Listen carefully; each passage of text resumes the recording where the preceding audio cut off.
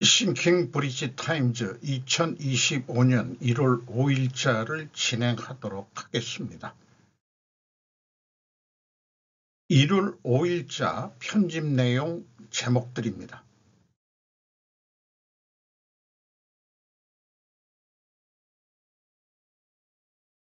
우리는 결국 경기에 임하고 있습니다.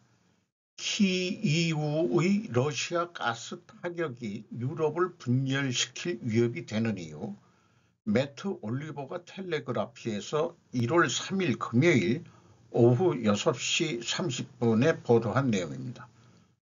우크라이나 대통령 볼로드미르 젤렌스키가 모스크바의 가장 큰 패배 중 하나라고 칭송한 승리는 전장에서 승리하지 못했습니다. 이번 주 우크라이나는 러시아가 자국 영토를 통해 유럽에 가스를 판매할 수 있는 마지막 경로를 차단했습니다. 우렝고이 포마리 우시오로드 파이프라인 브라더후드라고 일단 명칭이 되어 있는데 운송하는 계약이 만료되면서 블라드미르 푸틴의 전쟁기계라는 용어의 개념은 조금 더 좀 저는 숙지를 해야 될 것 같고요. 연간 수십억 유로의 비용이 드는 타격을 입었습니다. 이거 하면서 볼로드미르나 그다음에 블라드미르나 요거 같은 성씨는 아닌 것 같은데 다 우크라이나 민족이나 러시아 민족이나 다 사돈의 사돈 아니 결국 이웃 사촌간 정도 아니겠느냐 이렇게 생각이 들긴 들어요. 어쨌든 그러나 이는 크렘린궁의 의존화가 있는 소수의 유럽 국가들에게도 새로운 공급 문제를 야기하여 영국을 포함한 유럽 전역의 가스 가격을 상승시키고 있다.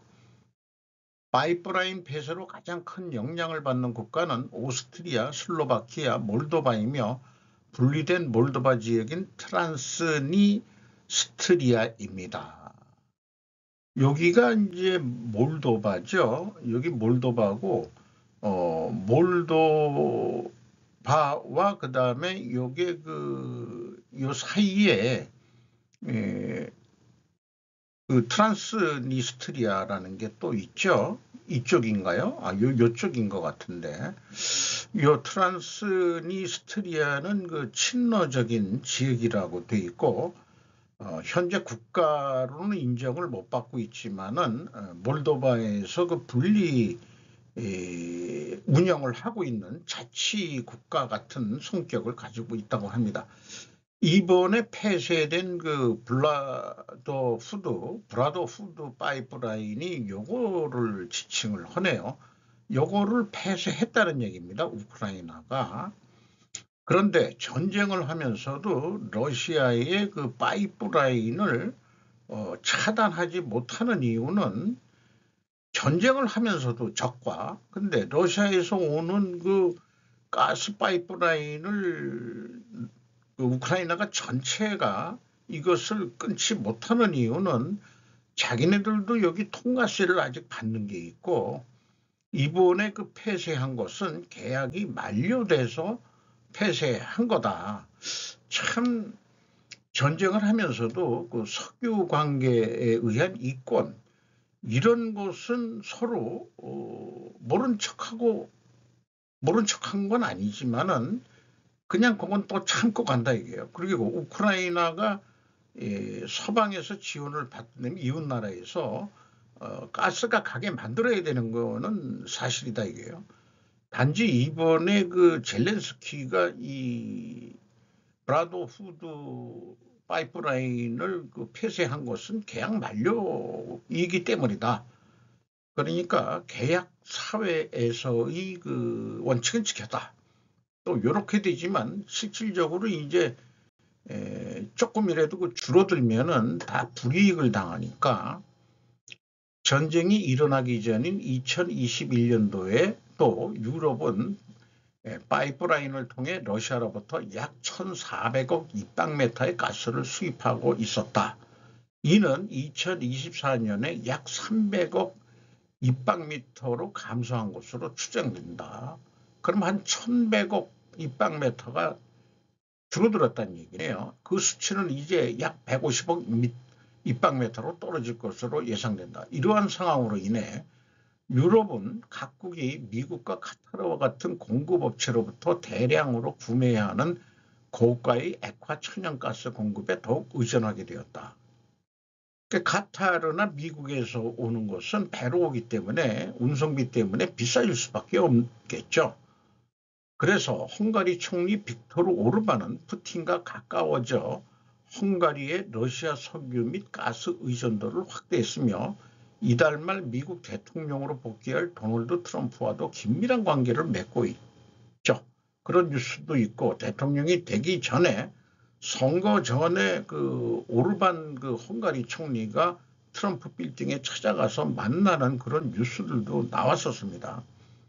결국은 자국의 이익을 위해서 러시아와도 손잡을 수 있는 거고 러시아하고 관계를 잘 하려니까 트럼프가 그 푸틴하고 대화가 되는 거로 인식하기 있기 때문에 헝가리 총리 입장에서는 자국의 이익을 위해서 그렇게 행동을 하고 있다. 이렇게 해석이 될 수 있겠네요. 현재로서는 이러한 파이프라인을 통해 가즈프롬과 유럽 간의 직접적인 관계가 완전히 종료된 것입니다. 이렇게 얘기하네요. 이 전쟁의 결과로 큰 이점을 가진 위치는 그냥 버려졌다. 전략적으로 이는 러시아의 큰 손실입니다. 그래서 중국에 지금 싸게 팔라고 하고 있고 인도까지도 지금 천연가스를 팔라고 하고 있죠. 그 우리나라가 이 세빙선까지 야말반도에서 북극해를 통해 가지고 한반도로 오는 그런 것도 그 박근혜 정권 때 그때 대우조선해양이 세계 최초로 LNG 세빙선을 만들었었는데 러시아 입장에서도 한국에 그 천연가스를 팔아먹고 싶을 거예요. 또 그 야말반도의 가즈프롬이 꼭 100% 러시아 게 아니고 프랑스 자본, 토탈 자본이 또 들어가 있죠. 그러니까 이 프랑스 입장에서도 이해관계가 좀 있는 거고 세계 정치 외교 관계라는 게 자국의 이익을 위해서 특히 에너지 이런 문제로 복잡하게 얽혀 있다 이렇게 볼 수 있을 것 같습니다. 세계 분쟁의 근본 원인에는 에너지 문제가 매우 중요한 이해관계가 얽히고 있다라고 이렇게 정리를 해볼 수 있겠네요. 어쨌든 미국이 세일가스 혁명이 일어나서 제일 많이 수입해 준 나라가 대한민국이죠. 그런 입장에서 트럼프도 드릴 베이비 드릴이라는 거로 얘기했듯이 한국이 제일 많이 그래도 수입을 해준 동맹국이기 때문에 뭐 국가에서 시켜서 했은 게 아니고 우리 그 민간 기업들이 알아서 그렇게 가져온 거죠. 얼마나 지혜로우냐 이런 얘기를 또 할 수 있을 것 같습니다. 100% 들어오는 것도 아니고 러시아산도 좀 들어오면서 이제 그렇게 하는 거겠죠. 그러니까 미국과 러시아가 짝짝꿍이 잘 맞으면은 누이 좋고 매도 좋고 이런 거를 우리는 충분히 활용할 수 있다. 이렇게 봐집니다.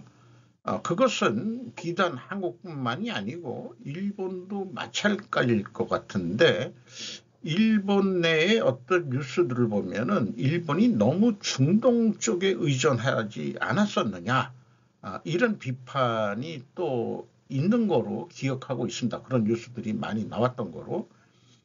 어쨌든 지혜가 필요한 또 그런 상황이 될 것 같습니다.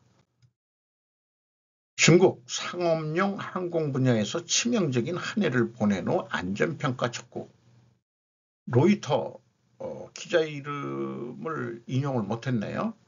1월 3일 금요일 오후 2시 49분 중국 당국은 비행 경로에서 활주로에 이르기까지 숨겨진 운영 위험을 발견하기 위해 산업 위험 평가를 촉구했다.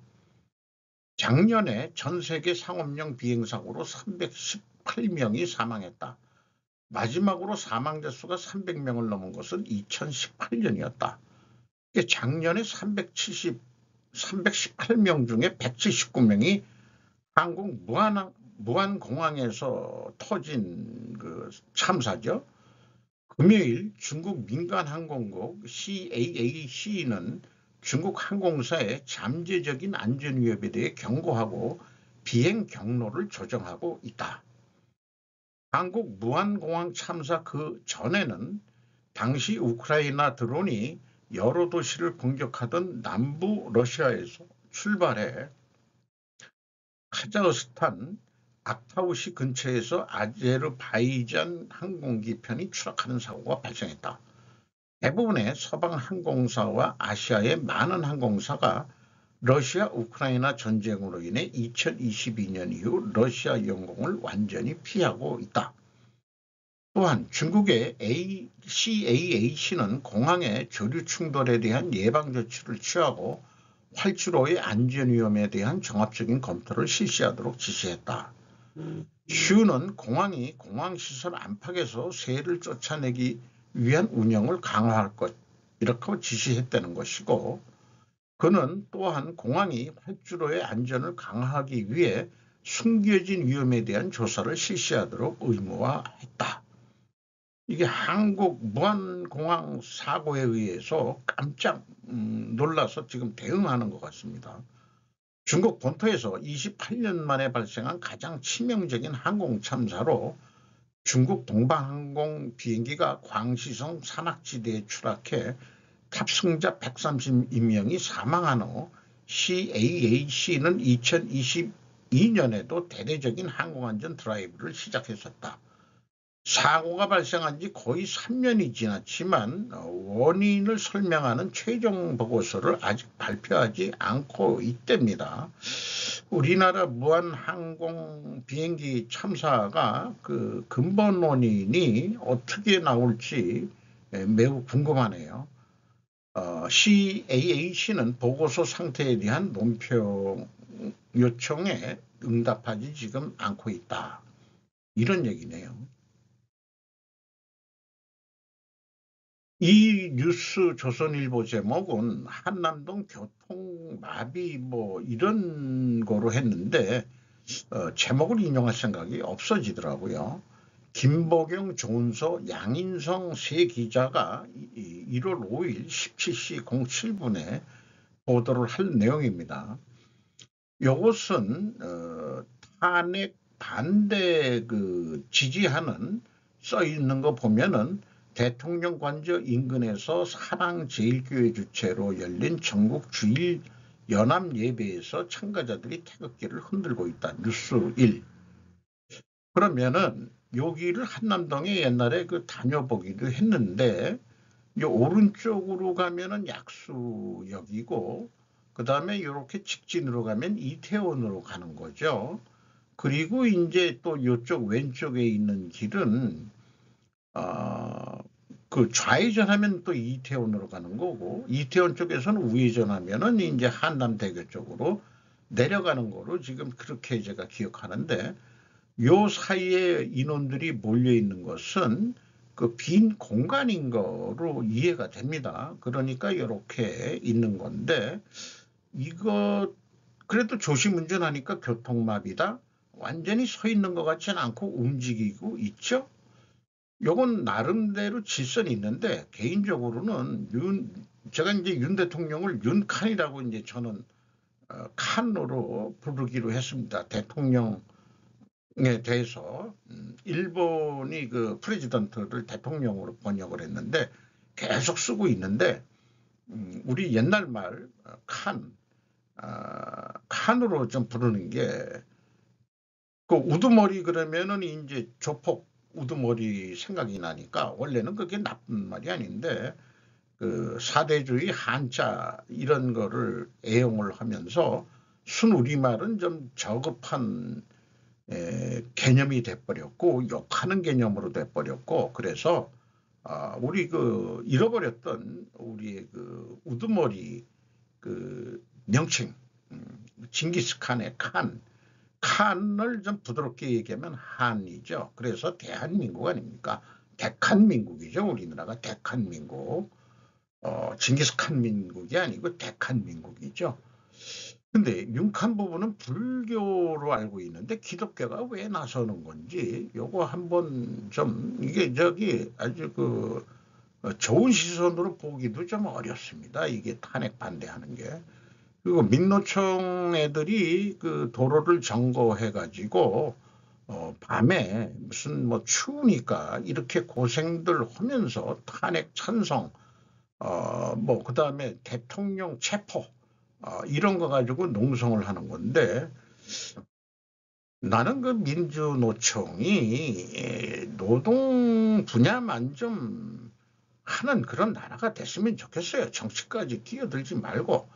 그러니까 정치까지 끼어드니까는 그 정복 이 스파이 간첩들도 거기서 잡혀졌기 했기 때문에 우리나라 민노총 또 한국노총 그 양대 노총이라고 그러는데 뭐 노총이 있다는 거. 그러니까 한국노총은 민노총 쪽에서 볼 때는 어용이다. 그 기업들의 어용노조다. 이렇게 하는데 일본의 예를 들면 일본에 2개의 노총이 있다는 얘기는 못 들었습니다. 우리보다 경제 규모가 크고 세계 경제 규모 4위 국가인 일본에서도 노총은 한 군데뿐이 없는데 우리나라가 2군데나 있다는 것은 역시 그 한반도가 분단되어 있는 상태의 역사적 또 아픔일 수도 있겠죠. 이데올로기적인 뭐 그런 면도 생각은 됩니다. 박종준 경호청장 공수처 대통령 명예 국격 지키기 협조해야라는 제목으로 신진호 서울신문 기자가 1월 5일날 16시 57분에 보도했습니다. 박종준 대통령 경호처장은 고위공직자범죄수사처 공수처와 경찰 국가수사본부를 향해 국가기관끼리 충돌하는 불행한 모습을 국민들께 더 이상 보여드려서는 안 된다면서 수사 절차를 세심하게 검토해 국민으로부터 선택받은 대통령의 명예와 대한민국의 국격을 지켜나갈 수 있도록 협조해달라고 요구했다. 일부 언론과 정치권에서는 대통령 경호처가 개인사병으로 전락했다. 심지어는 경호처장이 실탄을 장전하여 발포하라고까지 했다는 터무니없는 주장까지 난무한다. 가짜 뉴스를 퍼뜨리고 있다는 얘기죠. 선전선동으로. 일부 언론이라는 게 주류 언론 애들이죠. 그리고 정치권이라고 그러면은 요건 또 야당, 민주당을 당연히 얘기하는 걸 거고요. 보수니 진보니 하는 정파적 이념은 대통령 경호처에 이야기하지 말라. 과거 김대중 정부 때도 노무현 정부 때도 대통령 경호처는 한 채 소란도 없이 완벽한 경호 업무를 수행했다. 생략한 것 중에서는 김대중 대통령의 지금 부인까지도 아주 참 그 경호를 잘하고 있다. 이런 거를 또 얘기를 하고 있습니다. 국회의원도 회기 중 체포를 위해서는 국회의 동의를 받게 돼 있다면서 그런데 사법 절차에 대한 편법 위반 논란 위에서 진행되는 체포영장 집행에 대해 대통령의 절대 안전 확보를 존재 가치로 삼는 대통령 경호처가 응한다는 것은 대통령 경호처를 포기하는 것이자 직무유기라고 판단했다고 강조했다. 또 생략된 말 중에는 내가 이렇게 한 것이 이것도 불법이라고 뭐 판결이 난다면 그 책임은 내가 진다. 하지만 그러니까 국회의원도 그 정도 보호를 받는데 그 국회 동의를 받아야 되는데 회기 중이죠. 회기 중. 지금 대통령 임기 중이죠. 아직 탄핵이 확정된 건 아니니까 그런 의미에서 경호처의 판단은 극히 저는 상식적이라고 생각을 합니다. 이 경호처는 뭐 수방사 병력이라고 경호하는 거는 이제 군인들이 경호를 하는 거로 되어 있네요. 머스크 윤 탄핵 무효 구호 도둑질 멈춰라 스탑 더 스틸에 와우 라고 반응을 했답니다. 권진영 뉴스원에서 1월 5일 오후 4시에 보도를 했습니다. 사진 속 윤 지지자 팻말에 트럼프 2020년 대선 불복 문구 차용했다. 스탑 더 스틸. 대엄 합법 탄핵 무효 하느님이 보호하사. 이것도 기독교 계통에서 나왔네요. 기독교가 왜 그러지? 테슬라 스페이스X의 최고 경영자 CEO이자 도널드 트럼프 차기 미국 대통령의 최측근으로 꼽히는 일론 머스크가 윤석열 대통령 탄핵을 반대하는 시위 관련 게시물을 공유하고 와우라고 감탄평을 남겼다. 머스크는 4일 자신이 운영하는 사회관계망 서비스 SNS X에 윤 대통령 지지자 집회 관련 소식을 전한 게시글을 공유하고 와우라는 댓글을 남겼다. 한편 머스크는 지난 3일 윤 대통령에 대한 체포영장이 집행되는 소식을 전한 게시글에도 와 경찰 많다라는 댓글을 달았다. 그는 한국 개헌과 탄핵에 대해 짧은 감상을 꾸준히 남기고 있지만 정작 구체적인 견해나 입장은 밝히지 않았다. 뭐 밝히긴 좀 거시기 하죠. 거시기 한데 어쨌든 간접적으로 지원, 응원한다. 이렇게 해석을 할 수밖에 없을 것 같습니다. 윤 대통령 지지율 40% 돌파, 계엄 이후 처음. 김현우 기자가 글로벌 경제신문에서 1월 5일에 보도한 내용입니다. 직무정지된 윤석열 대통령의 지지율이 40%를 돌파했다는 여론조사 결과가 5일 나왔다. 아시아투데이 의뢰로 한국여론평판연구소 코프라가 지난 3, 4일 전국 만 18세 이상 남녀 1000명에게 윤 대통령 지지 여부를 묻는 여론조사에서 윤 대통령을 매우 지지한다 31%거나 지지하는 편 9%라고 밝힌 응답자는 40%였다. 그럼 60%는 아니다는 얘기지만 많이 올랐다는 얘기예요. 긍정평가는 이제 나이가 많을수록 올라갔네요. 그리고 부정평가는 나이가 많을수록 내려가고요. 그러니까 젊은 세대는 그 부정평가 쪽이 많은 거로 이렇게 지금 나오고 있네요.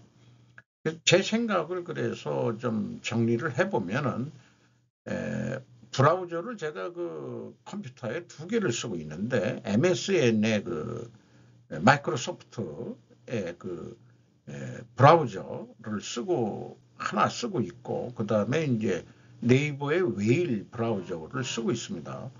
MSN 인터넷 브라우저는 최근 꾸준히 비주류 언론의 윤칸의 긍정적인 뉴스 보도를 상위 링크해주고 있는 것으로 보입니다. 며칠 사이에. 반면 한국 토종 네이버 웨일 브라우저는 신문사가 편집했다는 설명과 함께 주류 언론의 윤칸에 대한 부정적 뉴스 보도가 많은 것 같습니다.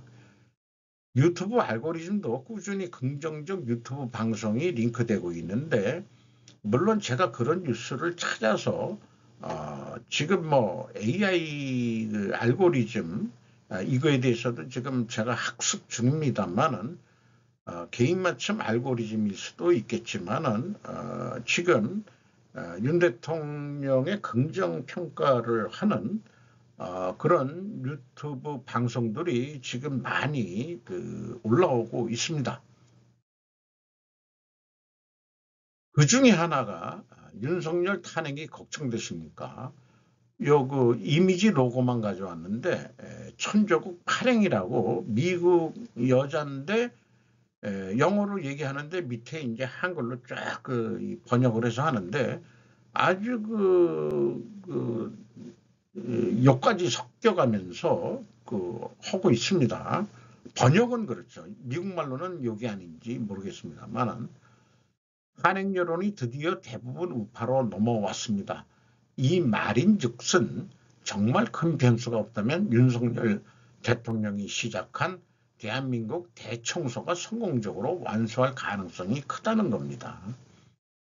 대청소는 친중 간첩 세력 색출이죠.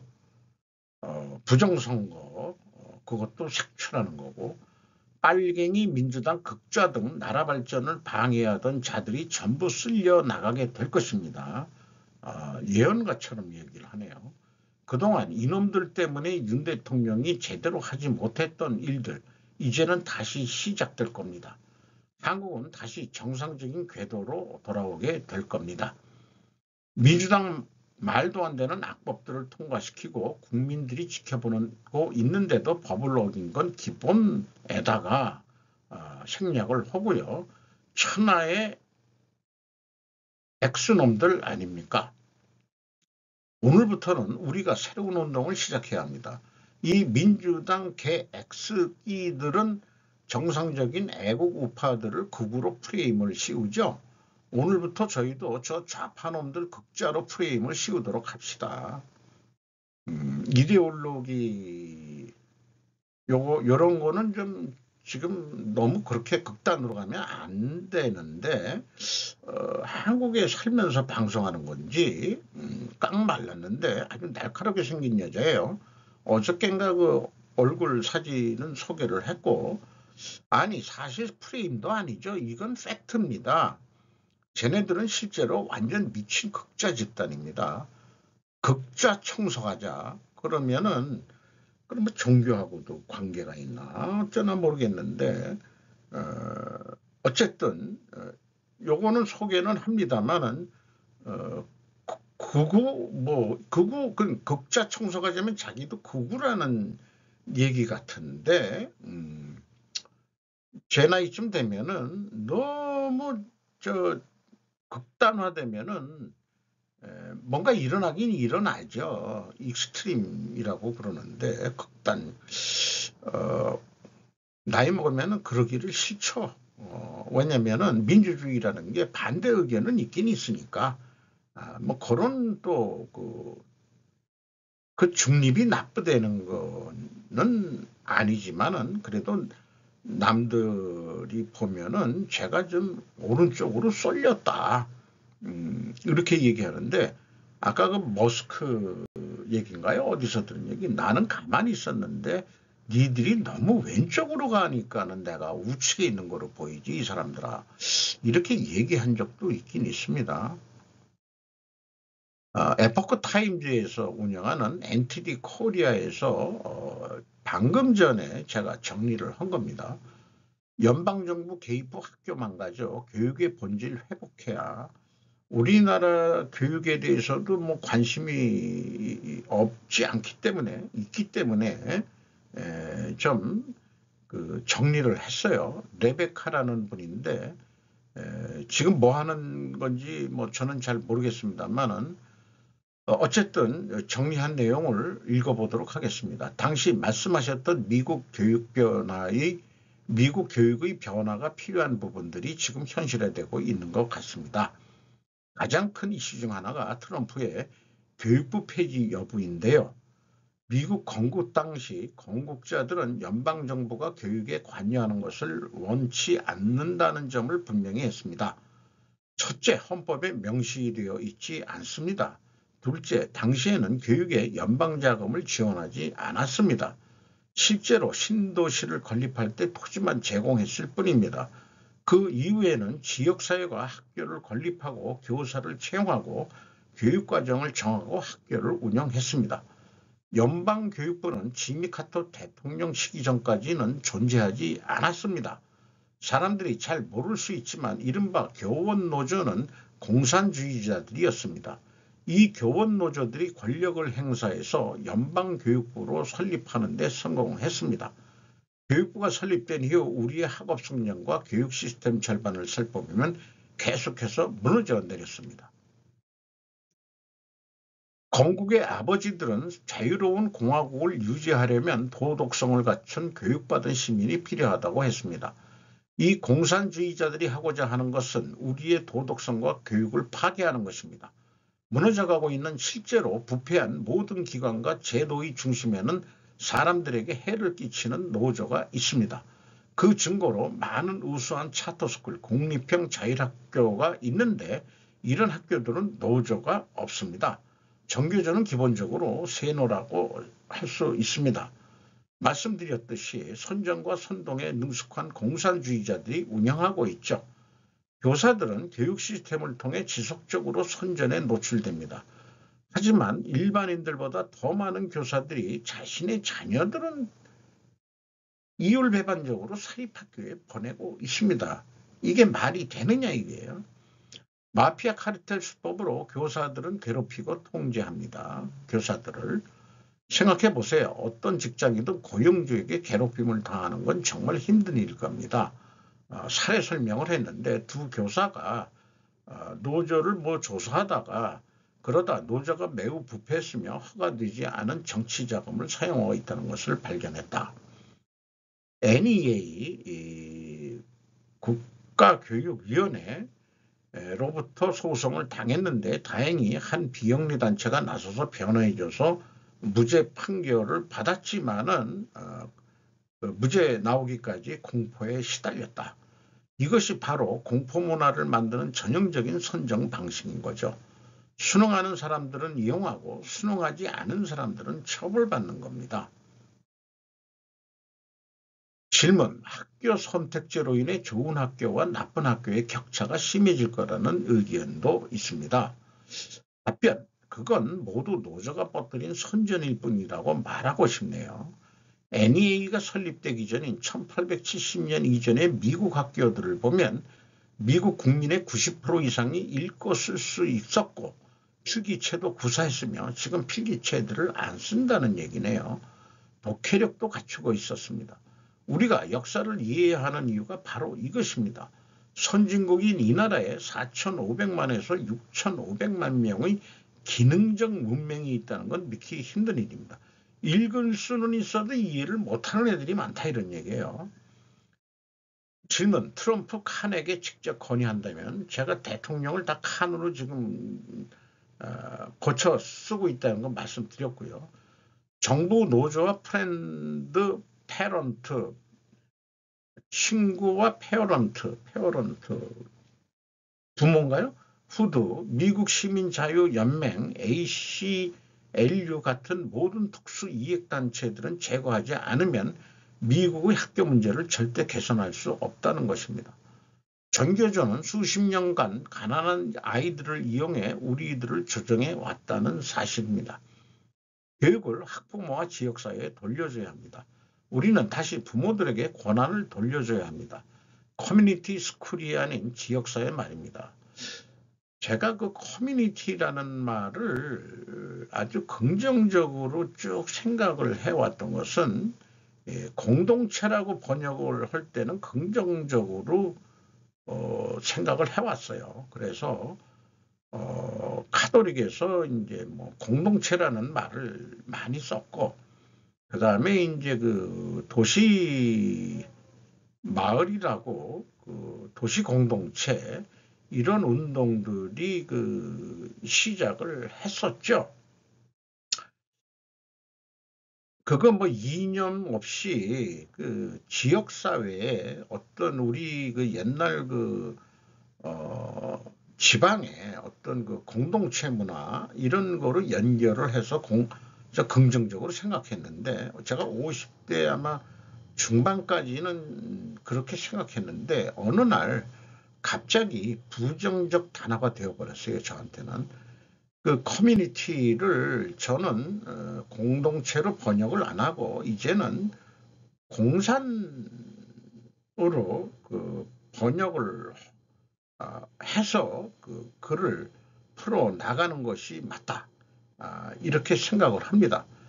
그래서 제가 진짜 싫어하는 이유는 공유라는 말, 아주 그냥 또 극단적으로 나와서 너희들이 공유한다는 것은 그 남자까지도 공유하겠다는 얘기지, 여자도 같이 공유하겠다는 얘기지, 그럼 너희들은 프리섹스 하겠다는 얘기지, 이렇게까지 제가 공격을 했습니다. 그러면은 누구신지 모르고 애새끼가 나오면은 그거는 국가에서 공동체가 키우는 거다. 이게 공산주의 사상하고 뭐가 틀리냐, 뭐가 틀리냐. 응? 스탈린이 했던, 북한도 이미 다 가서죠. 그리고 그 저기 부모가 정부 비판하면은 자식이 부모를 고발하는 그런 공포 정치를 했던 게 공동체 아니냐. 그런 의미에서의 공동체가 역사적으로 좀 찾아서 누가 좀 소개를 해주면 좋겠네요. 누가 그러더라고요. 옛날 농촌 사회에서 그 모내기도 다 협동으로 한 게 그런 게 공동체 아니냐. 그거 아닐걸. 지주는 따로 있고 거기 다 노예들인데 자기 밭이 있더라도 그 지주한테 나중에 바쳐야 되잖아요. 그러니까 서로 힘들 사람들끼리 그렇게 협동, 차라리 협동 조합 같은 거는 내가 어느 정도는 좀 인정할 수 있을 것 같아요. BBC 영국 뉴스도 좀 약간 비판적으로 봐야 될 것 같습니다. 얘네들이 그 영국이 그 영국 프랑스 쪽이 중국하고 자꾸 친해지려고 그러고 한국에 대한 뉴스도 약간 비판적으로 하는 게 있는데 이것은 US Secretary of State 안토니 블링컨 to meet with leaders in South Korea. 블링컨 그 국무장관이 5일하고 6일 뭐 우리나라부터 들린 것 같아요. 일본도 들린다고 한 것 같은데 요거는 미군 무슨 공공기지에 내려가지고 그 마중 나온 추우니까 그냥 얼굴까지 다 미군이겠죠.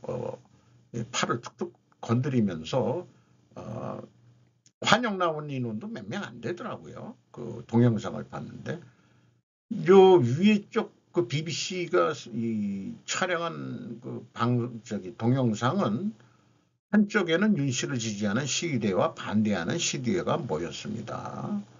요거는 태극기 뭐 이런 거로 봐서는 이제 그 탄핵 반대 시위고 요것도 도로변이긴 하네요. 도로변을 일부 점거를 한 것 같습니다. 요거는 이제 천막까지 쳐 있고 그러는 것. 여기도 천막인가? 어쨌든 이거는 이 탄핵 찬성, 아니 탄핵 찬성이 아니고 뭐죠? 대통령 체포를 위한 집회, 체포 저지, 요거로 봐야 되겠네요. 1월 6일까지가 기한이라는데 내일까지 어떤 사건이 벌어질지,